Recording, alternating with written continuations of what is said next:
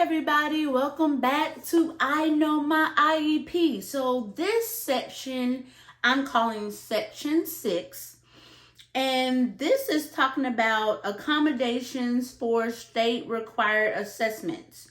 So before I get into this, I want to break down the difference between an accommodation and a modification. Okay, you kind of hear this a lot, especially if your child has an IEP, and I don't think sometimes we do a good job in explaining to parents the difference. So here it goes. An accommodation is a change that helps a student overcome or work around their disability or their weaknesses. Sometimes I don't like using the word disability, so you'll hear me say weaknesses a lot. But an accommodation could be extra time on a test, or preferential seating, meaning, and I'm gonna make a whole video about this. Preferential seating doesn't necessarily mean sit at the front of the class or sit right next to the teacher. Preferential seating is basically sitting your child where they have the least amount of distractions and they can have their focus, okay? But I'm not gonna get on the tangent.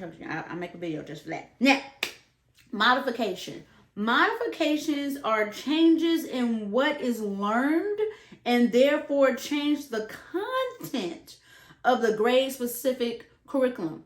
I'm gonna go on the other end of the spectrum. Let's say we're dealing with a child with an intellectual disability and they're in the 7th grade, where we're not going to expect them to do geometry or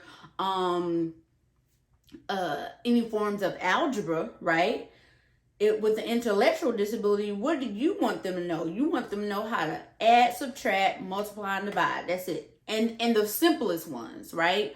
So when you go into these meetings and you're asking for modifications, just know there's a strong possibility the team might discuss with you putting your child in a self-contained special ed classroom, but I'm not going to get on that. We're going to do that another time. Okay, so section 6, accommodations of state required assessments. So accommodations for whatever state you're in. I know when I was in Tennessee, they had TCAP.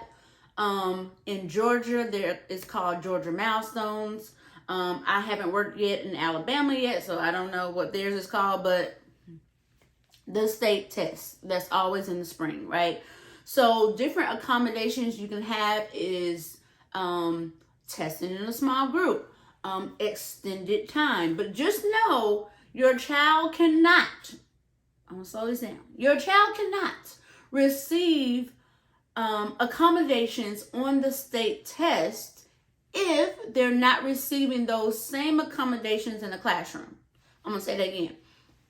Your child cannot receive accommodations on the state test unless they're already receiving these same accommodations in the classroom, okay? So that's why it's really important that you pay attention not only to what accommodations they are receiving for the state test, but what accommodations they will be receiving in the classroom, which that will be 2 sections from now.